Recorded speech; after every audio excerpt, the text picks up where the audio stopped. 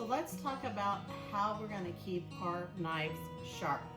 So you may not believe this, but the edge of your knife right here is actually a bunch of micro serrations. Micro serrations, very similar to a serrated knife, like your bread knife. You have a bunch of little bumps. They're kind of like this. So you can see that, a bunch of little tiny little bumps like that.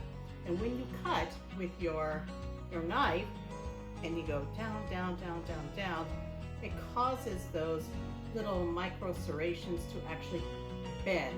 This is exaggerated, but and sometimes they just go one way or the other way depending on how you cut. This is what makes the edge of your knife dull. So to keep that edge sharp, we need to realign those micro serrations so that we have a nice sharp edge again. This is not the same thing as sharpening. This is called honing your knife. So we're going to hone them, all the little serrations, back together so that we have a nice sharp knife.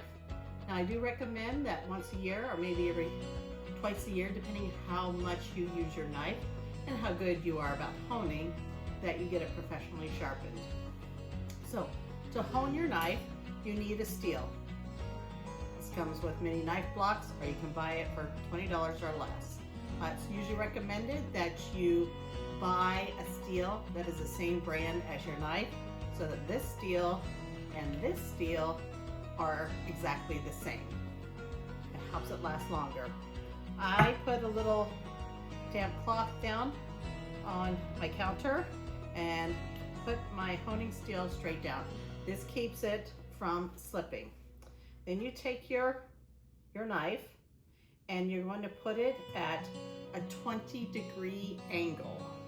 So the reason why is because if you use a European knife, it's going to be beveled at 20 degrees. If you have an Asian knife, it might be 15 or 12 degrees. So you kind of need to know your knife, you need to know the bevel. But this is a Wüsthof, it's a European knife, and it's at 20 degrees. So I'm going to take my knife and I'm going to place it 20 degrees. I'm going to take the heel of it right here at the top, and then I'm going to slide it down until I hit the tip.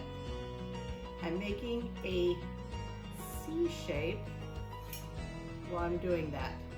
Then I'm doing it on the other side here. Same thing, heel, 20 degrees, and again. You're going to want to do this on equal amounts.